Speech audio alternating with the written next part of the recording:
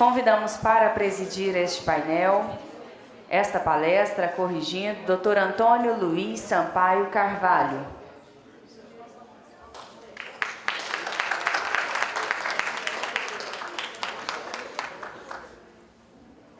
É com grande honra que convido o palestrante de encerramento deste encontro, Dr. Carlos Eduardo Vasconcelos.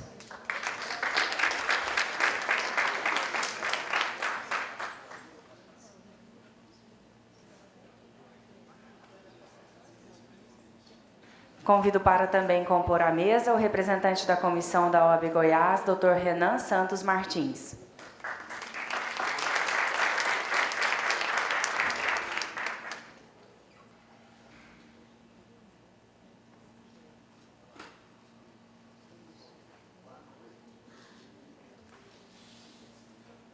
Agora, então, fica com a palavra o presidente da mesa, Dr. Antônio Luiz Sampaio.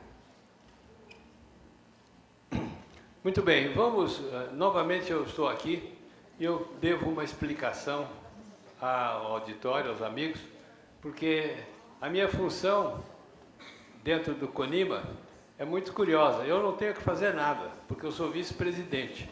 Apenas nas faltas e impedimentos do presidente que eu tenho que fazer alguma coisa. E como o nosso presidente está impedido de ficar até o final, porque ele tem um compromisso de voo, eu estou aqui para fazer as vezes de presidente do CONIMA substituindo. Com essa explicação, eu acho que nós podemos pedir ao Dr. Carlos Vasconcelos que faça a sua apresentação. E eu posso dizer também que, da nossa parte, quando organizamos o programa e convidamos o Dr. Vasconcelos para fazer esse fechamento, nós ficamos até muito excitados pelo tema que ele vai apresentar.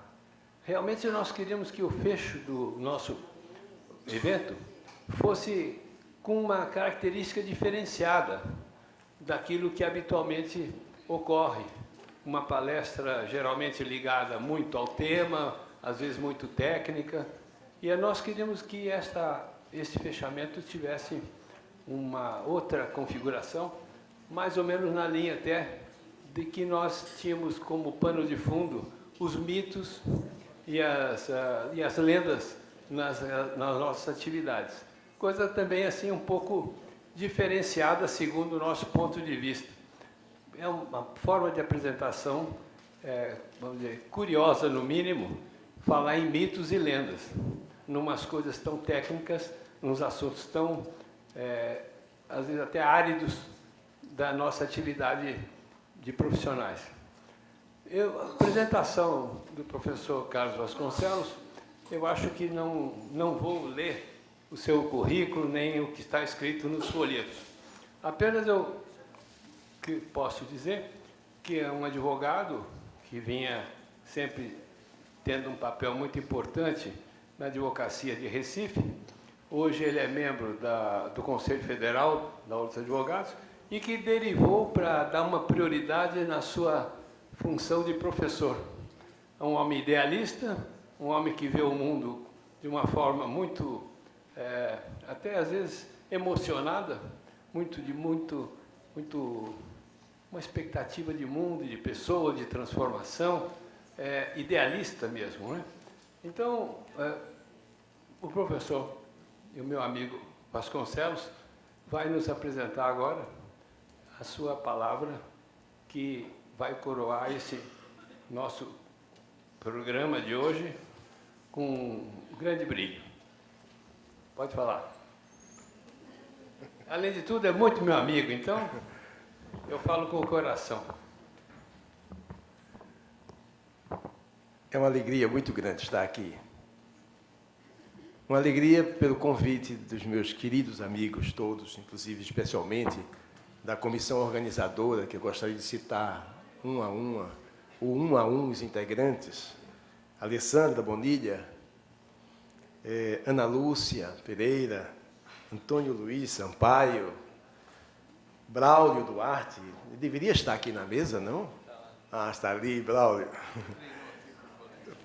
Sim, ótimo. Fernanda Levi, minha querida Fernanda, Roberto Pasqualin, nosso presidente, que talvez tinha que se ausentar às 18 horas, e então já ficou ali, porque se passar das 18 ele não fica. Então já está ali preparado, tudo bem. Não vou passar das 18 não, Roberto, você tem que ficar até o fim. E Rossana Fattori, Rossana, querida. Essas pessoas sempre muito dedicadas ao CONIMA, ao lado de todos os outros companheiros, que realmente é uma coisa muito bonita o trabalho do CONIMA, né? E eu digo isso porque o CONIMA foi fundado pelo grande amigo Petrônio Muniz. Eu era um pequeno aliado dele naqueles inícios dos anos 90. Eu era diretor cultural da Associação dos Advogados de Empresa de Pernambuco, e foi ali no âmbito da associação que surgiu a Operação Árbiter, que Petrônio deu seguimento. Eu, na época, era advogado tributarista, era um discípulo de Roberto Pasqualin. E, com o tempo, fui migrando do direito tributário. Vocês sabem que o direito tributário é um direito muito associado a todo um processo litigioso, né? A luta dos empresários, das pessoas físicas contra o leão e os outros animais todos que fazem a exigência tributária, não é, Carrali? É um campo assim de muita litigância. E eu fui percebendo aos poucos que havia uma perspectiva importante de mudança de cultura e que naquele momento ali nos anos 90 se anunciava a possibilidade deste país romper com determinados padrões herméticos. Apesar de Kelsen, com seu positivismo normativista, nós ainda estávamos mais ligados culturalmente, digamos assim, a um positivismo exegético completamente fora de moda. E aí vamos entender por quê? Vamos aos arquétipos, vamos buscar a origem desses nossos modelos tão rígidos. Que história é essa?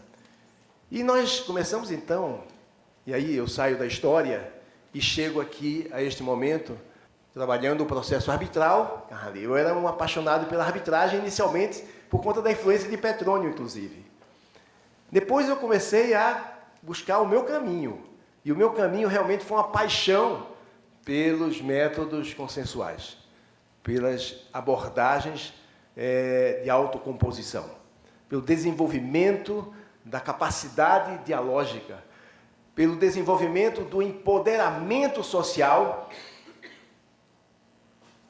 tendo como veículo novas habilidades comunicativas, novas competências comunicativas para todo o povo, como instrumento democrático, para que nós pudéssemos romper com esse excesso de dependência do rei, do príncipe, da autoridade, do poder, do coronel.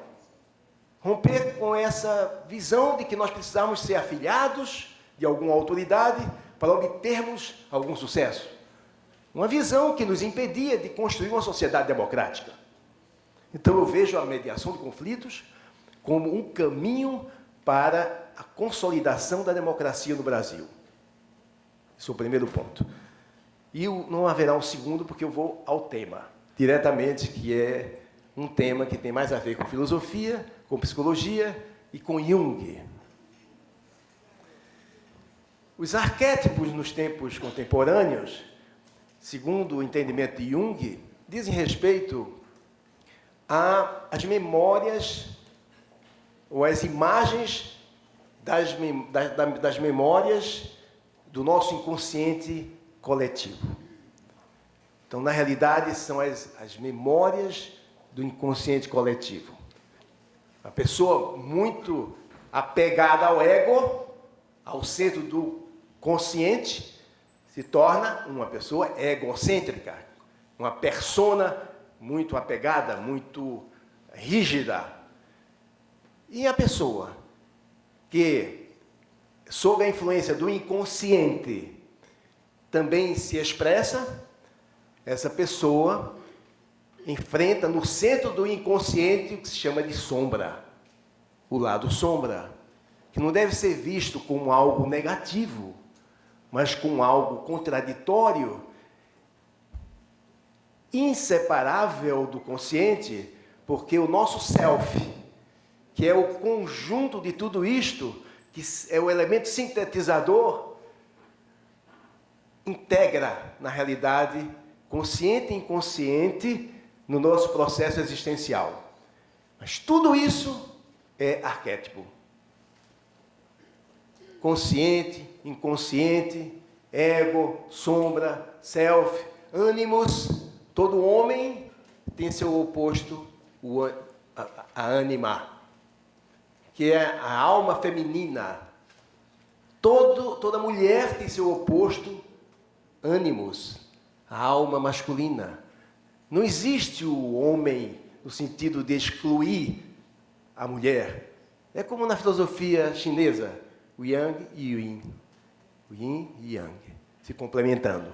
Então, a realidade, em sua complexidade, nos faz, com medida de segurança e de se sentir num determinado lugar no mundo, criar, a partir dos nossos instrumentais perceptivos, e aí está o inconsciente com o lado sombra e o consciente com o ego, nos faz estabelecer esses parâmetros,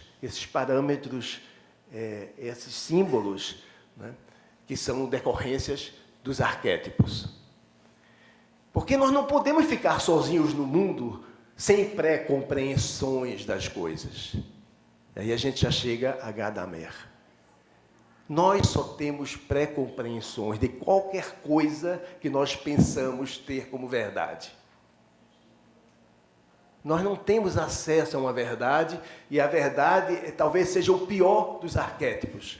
É aquele que nos leva, às vezes, a atitudes fundamentalistas, autoritárias, tirânicas. A pré-compreensão é o melhor modo de entender o sentido dos arquétipos. Não existe sistema sem sistematização. Sem problematização, não há sistematização. Ou seja, aí é que está a grande questão de como esse processo ocorre. E eu vou voltar mais atrás, para a gente entender isso aí. Porque eu acho que é muito importante, a gente que falou de lendas e mitos hoje, o dia todo, a gente ir buscar mais remotamente o fato de que todos nós, por melhores mediadores que sejamos, não estaríamos livres dos mitos, das lendas, dos símbolos, porque, na realidade, tudo isso são expressões dos nossos arquétipos. E por que nós somos portadores dos arquétipos? Porque nós somos seres religados numa realidade de fragmentação. Se vocês lerem Edgar Morin, que é um pensador extraordinário, um homem de uma visão muito ampla, um educador respeitado mundialmente, ele chama a atenção para o Big Bang, a grande explosão, que alguns chamam de grande impulsão, que deu origem ao universo que nós conhecemos. E que isto resultou numa força majoritária de fragmentação e expansão, e numa força minoritária de religação e reestruturação. Nós somos frutos dessas duas forças, mas só estamos aqui porque houve uma religação. Primeiro, uma religação no que a gente chama de sistema, nos sistemas, né? Nas galáxias, né? No universo conhecido, nas estrelas, no Sol, na Terra, na vida, em nós. Ao chegarmos a nós, passamos já por muitos bilhões de anos como seres antes inanimados.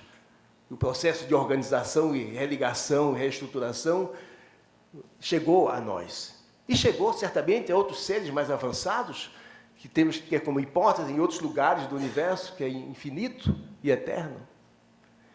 E nós somos esse milagre de um frágil equilíbrio entre a religação minoritária e a fragmentação majoritária. Entre esse universo em nós que se expande e esse universo em nós que procura sentidos, arquétipos, significados, teorias, ciências, referências. Porque sem essas referências, daí porque nós estamos sempre procurando entender as coisas. Porque se não procurarmos entender, a força majoritária da fragmentação nos transforma em seres mortos. Porque a vida e a morte, o consciente e o inconsciente, estão presentes no nosso cotidiano. Nós somos expressões desse milagre, dessa contradição entre uma força majoritária que nos fragmenta e uma força minoritária que nos religa e nos faz estar aqui buscando significados para sustentar o sentido e a força e a energia dessa religação.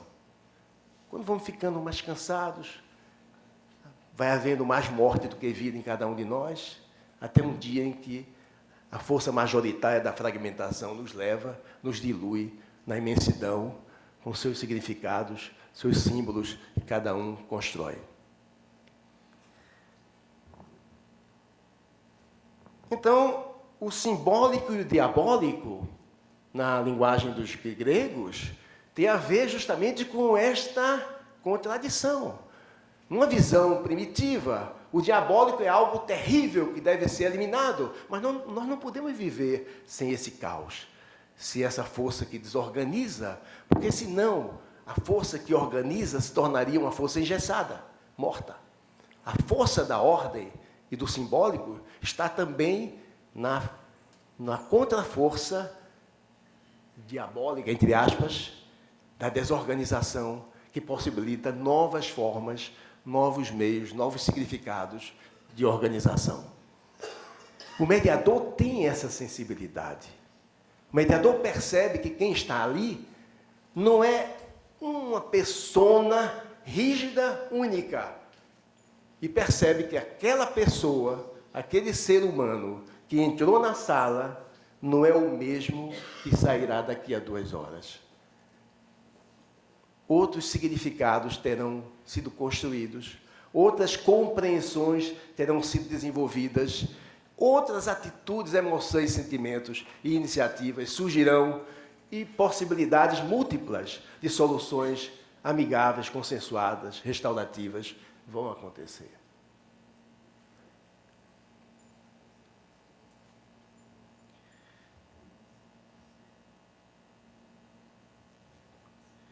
Então, aí vem uma outra lição. O mediador não se preocupa com quem está certo ou com quem está errado. Por quê? Porque o certo seria o simbólico, cumprir regras rigorosas, éticas, jurídicas, seja lá quais forem, e o errado seria o diabólico, levantar-se contra isso, exigir uma nova ordem, ter um outro sentimento de justiça, ter um outro desejo, outra vontade de mudar. Não vejo nada de mal nesse diabólico. Vejo esse diabólico como um elemento da contradição, da complexidade, da própria realidade da existência. Então, o mediador não toma partido, até porque ele tem a consciência de que ali estão pessoas com suas necessidades, muitas vezes necessidades aparentes, que aos poucos podem ser reconstruídas numa perspectiva nova. E que o mal não está aqui ou ali, mas no apego. O apego ao simbólico ou o apego ao diabólico. Qualquer apego é a expressão do mal. O mal não está lá ou cá. O mal está em não saber lidar com a compreensão desse sentido maior da vida e das relações humanas. E aí os arquétipos são justamente essas expressões desse inconsciente coletivo que nós trazemos também como herança histórica, que nós somos seres históricos. Em cada cultura, nós vamos desenvolvendo compreensões arquetípicas próprias da cultura. Os seres humanos de um país como a China Tem outros arquétipos, mas ninguém, nenhum ser humano estará livre dos arquétipos, porque nós precisamos deles, até transformando-os em ciência, à medida que vamos pesquisando, experimentando, verificando, examinando. E tudo isso ganhou muita força depois do desenvolvimento da física quântica, quando vocês sabem hoje que existe até a figura da partícula empática. Uma partícula que, sob o efeito, algum efeito energético aqui, produz um efeito numa partícula no outro lado do universo, no mesmo momento, contrariando a tese da física anterior, da física clássica, de que a maior velocidade possível é a velocidade da luz.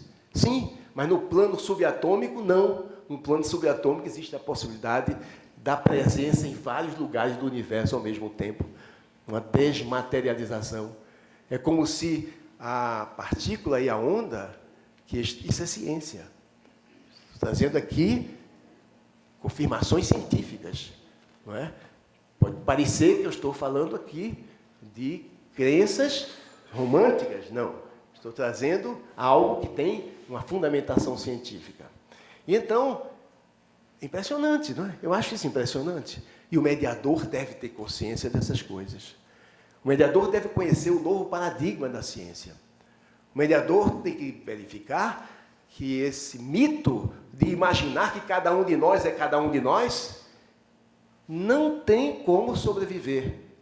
Cada um de nós é fruto de uma intersubjetividade com suas características específicas. Mas todos nós somos expressões de uma cultura, dos arquétipos dessa cultura, e nos transformamos à medida em que vamos construindo novas compreensões. E essas novas compreensões vão construindo novos arquétipos, dos quais nunca estaremos livres, porque são da nossa própria condição, como são da nossa condição os nossos conflitos, que são um modo de expressar a nossa autonomia, a nossa individualidade, os nossos sentimentos, as nossas necessidades, quando em conflito, quando outros têm outras compreensões, outras necessidades, outros interesses, outras atitudes diferentes. E o mediador percebe que na mediação você não vai eliminar o conflito, você vai desenvolver com as pessoas, enquanto facilitador de diálogos, uma maior capacidade de lidar com esses conflitos.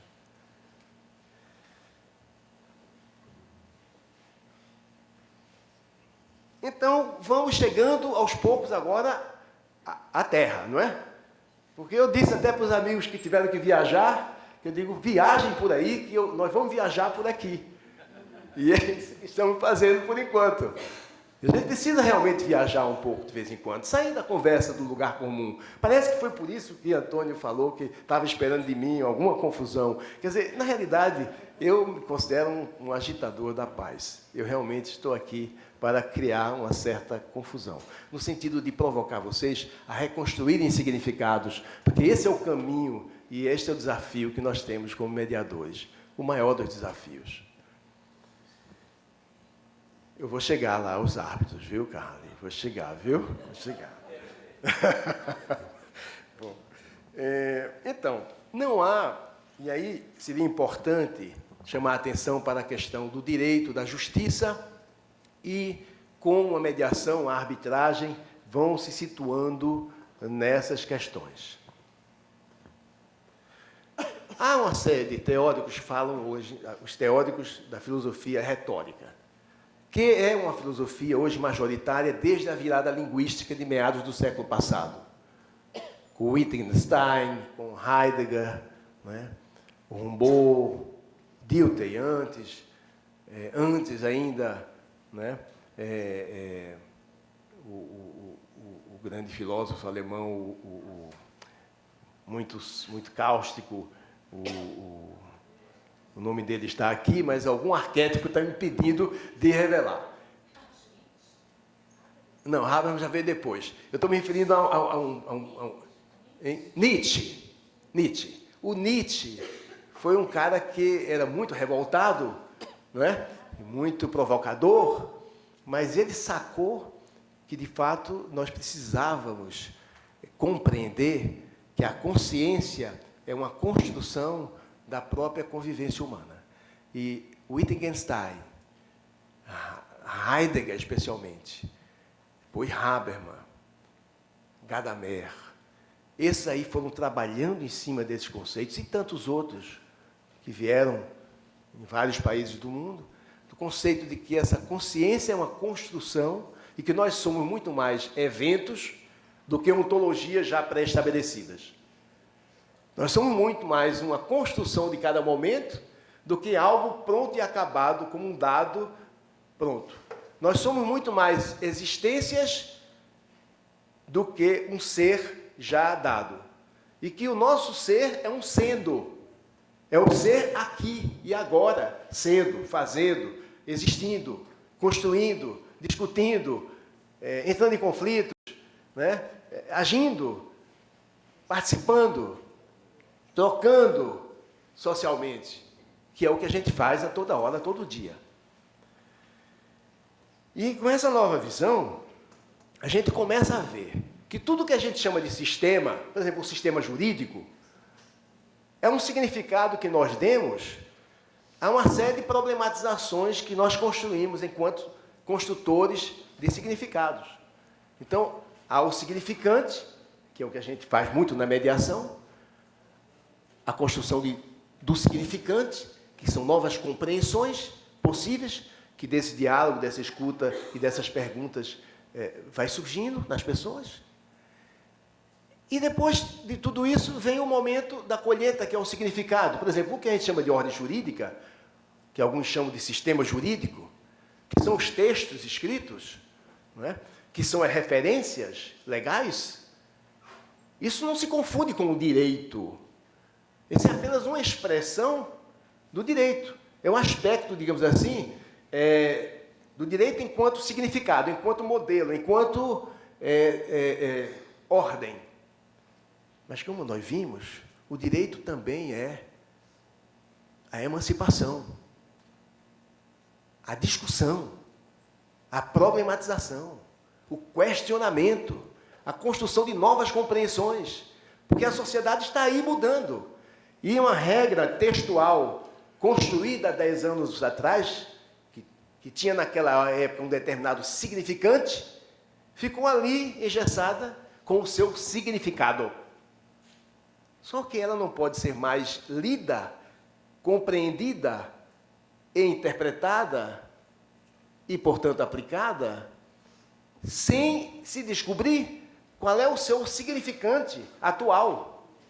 É a questão da hermenêutica alargada. A hermenêutica alargada passa pela fusão de horizontes. Você vai ao horizonte dos significantes da época em que a lei foi construída e traz para a realidade, para entender aquele horizonte de lá, na perspectiva de cá. E aí você vai interpretar de uma maneira diferente do intérprete que interpretou há 20 anos atrás, porque ele interpretou num contexto histórico, social e valorativo que não é o seu. Portanto, o direito não é o texto que está ali escrito. Precisamos destruir esse terrível mito de pensar que o direito é aquilo que está escrito na lei. Ali está um significado que funciona como referencial para a interpretação. E que faz parte do direito, sim. Daí porque a gente chama isso de direito positivo. A gente precisa da positividade jurídica numa sociedade complexa. Imagina, Carrali, que a gente pudesse viver aqui sem qualquer código, sem qualquer texto normativo. Mas o que está ali escrito não é a norma ainda. Ali está um programa de norma, como diria Friedrich Miller. Porque a norma é produto da construção dialética, de uma compreensão, de uma interpretação e de uma aplicação, porque só se pode interpretar diante de um caso concreto. E o mediador sabe disso, porque o mediador, ele está numa dimensão, Carlos, e é a diferença entre o mediador e o árbitro. O árbitro trabalha muito dentro da estratégia da dogmática jurídica, porque ele tem que estar ali examinando provas, tem que estar ali examinando as teses jurídicas, ele está ali num contexto da chamada retórica estratégica. Enquanto que o mediador está no contexto da retórica material. Ele está escutando, participando, facilitando um diálogo na linguagem comum das pessoas, na linguagem ordinária das pessoas, aquela linguagem que permite às pessoas serem verdadeiras nas suas expressões, autênticas na sua maneira de expressar, não só ideias, mas sentimentos, sensações e outros acidentes mais. Resultado. Então, a gente vai vendo a diferença aí. Mas não deve ser uma diferença que a gente leve mecanicamente para um plano de antagonismo. São diferenças que se complementam. O mediador, e aí a gente vai chegando para as questões de fechamento que estão aqui no final do texto. Essas questões que dizem respeito aos aspectos comportamentais dos diversos atores, as partes, os advogados, os peritos, os árbitros e os mediadores. Vamos chegando, então, agora para esta sala. Saímos desse universo todo, saímos do campo filosófico, vamos chegando ao estudo do nosso papel enquanto pessoas que estão à frente da cultura jurídica do nosso país. E aí a gente deve fazer isso com muita humildade. Porque estamos destruindo ou reconstruindo uma compreensão diferente. Os mitos excessivamente herméticos de uma cultura verticalizada, patrimonialista, porque tem mais esta, enquanto mais patrimonialista, mais verticalizada a sociedade, mais hermética, mais presa aos seus mitos, aos seus ritos, aos seus modelos. À medida em que nós vamos nos liberando disto, pelo processo do desenvolvimento de uma capacidade de diálogo, de escuta, de compreensão, de horizontalidade nos vínculos e de solidariedade, aí nós vamos tendo a condição de mudar e flexibilizar e nos desapegarmos dos padrões rígidos. Os aviões vão levantar voo. Essa que é a realidade. É o voo das 8 que obriga o pessoal a sair essa hora. Puxa, o tempo passou. Então, vamos concluir. Concluindo, gente, qual seria a ideia nossa aqui? O que são as partes? O que são as partes na mediação e na arbitragem?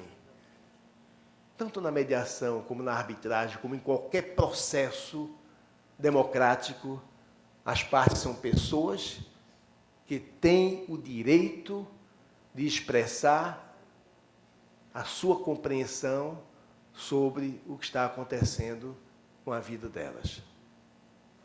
Na mediação de conflitos, isto é feito sem uma imediata relação com a questão jurídico-dogmática.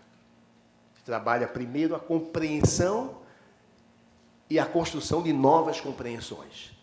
Só depois é que você vem à parte prática de busca de alternativas possíveis, considerando os padrões de realidade, padrões jurídicos, econômicos, políticos, éticos, etc. e tal.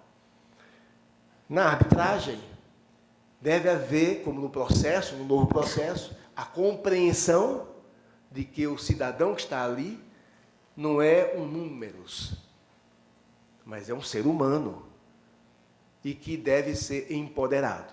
O novo advogado, consequentemente, não vai mais se ver como o salvador da sociedade, mas como uma pessoa numa posição privilegiada, com prerrogativas, para efetivamente contribuir para que esse cidadão se empodere a ponto de ter direito de encontrar uma solução que, na medida do possível, ele possa construir junto com os outros participantes. Essa é a nova visão que a gente vai construindo, a gente espera para o advogado e para as partes. No caso específico aqui, por exemplo, dos peritos, os peritos poderão, na medida do possível, e deverão, cada vez mais, ser escolhidos consensualmente na arbitragem e no processo judicial. O processo judicial deu uma guinada para se parecer mais com o processo arbitral. O processo judicial está querendo aprender com a arbitragem, a flexibilidade e a possibilidade das partes também construírem, de algum modo, o processo. As partes agora, no processo judicial, vão poder escolher peritos, vão poder alterar aspectos do processo. Isso tudo vai aproximando a mediação, a arbitragem, de qualquer outro processo. Porque o princípio da cooperação não vai prevalecer, e não é a cooperação que está na mediação, não é a cooperação que já estava na arbitragem, e não é a cooperação que agora chegou ao processo civil brasileiro, seguindo uma tendência universal. Não é essa mudança de paradigma? Não é isso que vai resultar no sistema multiportas? Não é por isso que o Brasil agora adotou o sistema multiportas, ou seja, o cidadão com seus advogados, com o apoio de magistrados, do Ministério Público, dos defensores públicos, vai poder identificar para aquele tipo de situação qual seria a melhor abordagem. Então, não só os advogados, mas os peritos também poderão ser cada vez mais pessoas de confiança das partes, escolhidas sem que se espere que a autoridade controle todo esse processo. Os árbitros e os mediadores precisam estar muito atentos, porque houve uma certa colonização do processo civil sobre o processo arbitral. Os mitos, os ritos do processo civil, por conta de uma cultura de litigiosidade, andaram invadindo o espaço da arbitragem, e nós, em vez de avançarmos com a arbitragem para modernizar o Código de Processo Civil, provavelmente avançamos no sentido inverso, em alguns momentos, em algumas situações, há arbitragens hoje que estão muito demoradas. Por isso que a gente defende, Ari, que é possível, efetivamente, sim, numa arbitragem, o árbitro se comportar de um modo tão cooperativo a ponto de poder ser chamado de mediador. Mas ele é o árbitro, porque ele tem o poder de decidir, ele tem o poder de prolatar a sentença, e ele nunca poderá deixar de ter esse poder durante a arbitragem. Com isso, eu espero ter trazido, com imensa alegria, com a possível falha de várias colocações, com a dificuldade diante de um tema como este, mas com a alegria de enfrentar desafios, porque eu gosto de desafio, Fernanda. Quando tiver desafios, pode me chamar. E eu faço o possível com muito amor, porque mediação só se faz com amor. E o amor é exatamente o que dá um significado maior para a nossa existência aqui e para aquilo que a gente pode construir juntos. Obrigado.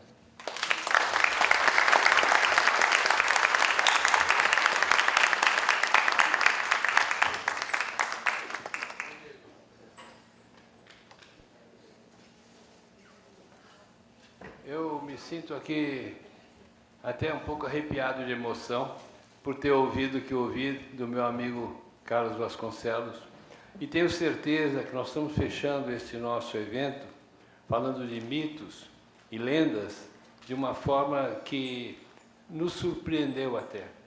Esse voo pelo universo do homem que o Vasconcelos proporcionou nos traz a reflexão daquilo que nós somos, daquilo que nós podemos ser, daquilo que nós podemos chegar. E realmente não há palavra, Vasconcelos, para agradecer você por esse fecho tão emocionante até do nosso trabalho. Muito obrigado.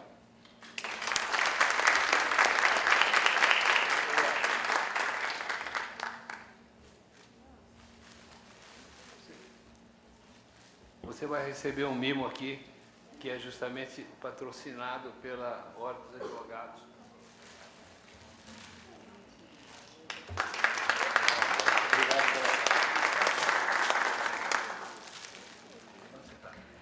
Agradecemos, então, a brilhante palestra do nosso querido Carlos Vasconcelos. Antônio, obrigada pela sua sempre fantástica e exemplar presidência. Meu caro colega presidente que compõe a comissão, muito obrigada. E nós vamos passar agora para o encerramento do nosso 7º encontro. Vocês perceberam que aqui tem uma nova pessoa fazendo este cerimonial, né? Então, agora vestiu o outro chapéu, saí do chapéu de chefa daí, de achata, e passei para o chapéu de cerimonialista. Aliás, eu peço licença para dizer a vocês que a Ana está usando daquilo que é uma característica nossa, que é não ter cerimônia e ser bem à vontade em todas as nossas apresentações, em todo o nosso trabalho, especialmente quando a gente encontra uma plateia tão amiga, tão simpática, tão interessada como a que nós encontramos aqui. Não é verdade? Então, nós gostaríamos que o Antônio permanecesse. Os demais quiserem ficar, podem ficar. Se quiserem ficar, permaneçam, por favor. Eu gostaria que eles ficassem aqui conosco e acrescentaremos a mesa de... Queria chamar aqui para compor a mesa para o encerramento Fernanda Levi, que é a nossa secretária-geral do CONIMA, e Braulio Duarte, que é o presidente da Comissão de Arbitragem, Conciliação e Mediação de Goiás. Enquanto eles se organizam na mesa, e antes de passar a palavra para o encerramento, eu gostaria de fazer alguns registros necessários para que, sem eles, a gente não poderia estar realizando esse evento.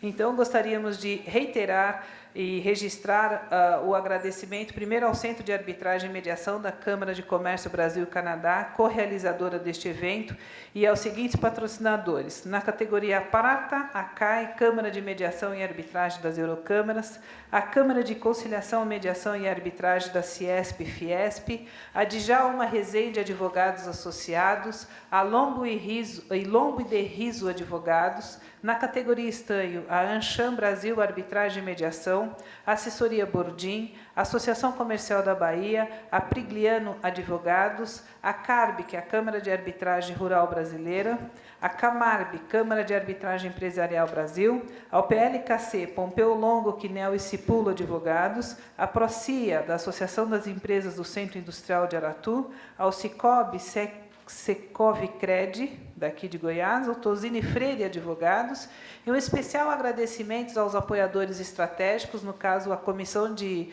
Mediação, Conciliação e Arbitragem da Ordem dos Advogados do Brasil, da Seccional de Goiás. Agradecemos também aos seguintes apoiadores institucionais: a Adam Sistemas, a ASP, Associação dos Advogados de São Paulo, ao CEBAR, Comitê Brasileiro de Arbitragem, ao CESA, Centro de Estudos da Sociedade dos Advogados, ao CRA da Bahia, Câmara de Mediação e Arbitragem do Conselho Regional de Administração da Bahia, à Ordem dos Advogados do Brasil, Seccional Distrito Federal, à Ordem dos Advogados do Brasil, Seccional Goiás, e à Ordem dos Advogados do Brasil, Seccional de São Paulo. Feito isso, passo a palavra ao Dr. Braulio para fazer as suas considerações. Muito obrigado, Ana. Boa noite a todos. Já é noite. Viramos aqui o dia, né, juntos, desde ontem. E também sou da escola da informalidade, sem muitas cerimônias. Digo primeiro aqui em nome da Ordem da Seccional Goiana. Ficamos muito honrados aqui com a presença de todos vocês. E quando eu digo todos, eu digo a organização, o CONIMA, os apoiadores, a comissão e, sem sombra de dúvidas, o público, né? O grande responsável, o grande motivador dos eventos e de eventos como esse. Eu até pergunto, tem alguém cansado aqui? Não, né?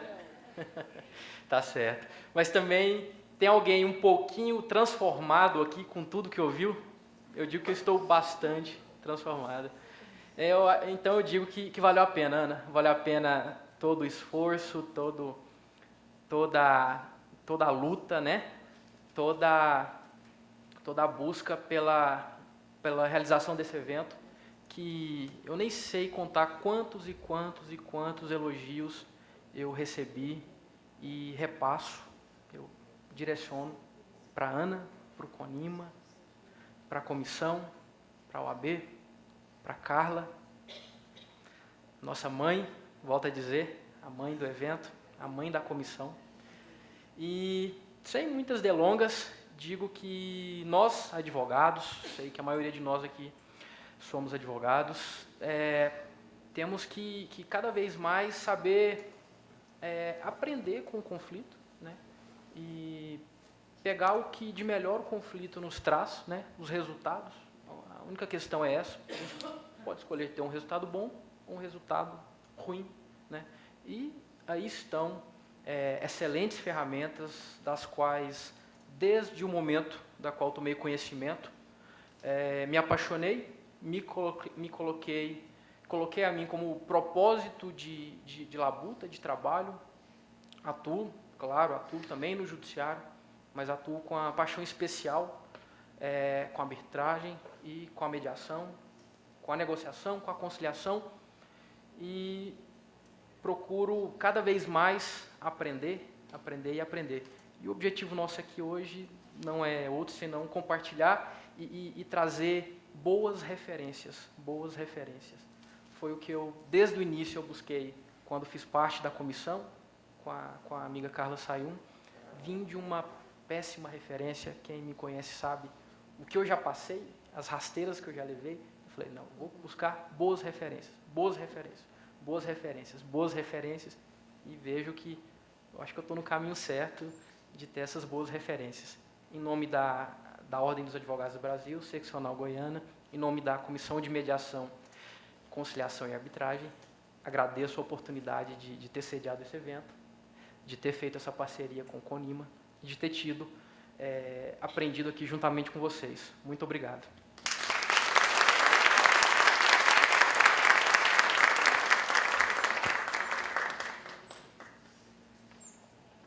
Agora, então, nosso caro e grandioso, maravilhoso, a quem eu posso falar, ao meu querido e sempre estimadíssimo Antônio Luiz Sampaio, que vai fazer os encerramentos, então, do 7º encontro. Obrigada.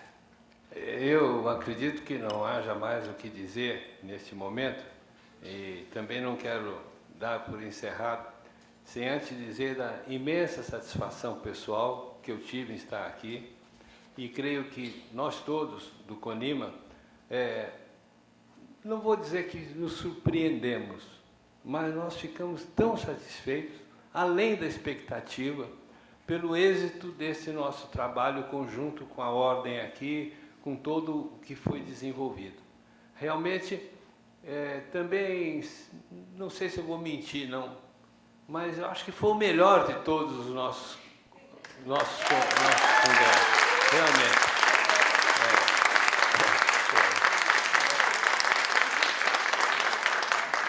Tanto de conteúdo, quanto de infraestrutura, de carinho, de amizades que nós lançamos e recebemos. E especialmente também, nós que viemos de fora, nós recebemos muito de vocês goianos. Recebemos muito. Aprendemos a conviver com vocês, coisa que nós não conhecíamos. E realmente eu acho que isso solidifica um convívio que daqui para frente deve gerar bons frutos, não só profissionalmente para nós, mas também pessoalmente pelas amizades que conseguimos fincar aqui. Então, dito isto, eu também tenho que homenagear os meus companheiros de mesa aqui, as despedidas nossas aqui dos companheiros, e dizer a vocês que nos veremos em algum outro momento, em algum outro lugar. E vou dar, assim, por encerrado o nosso 7º encontro. Muito obrigado.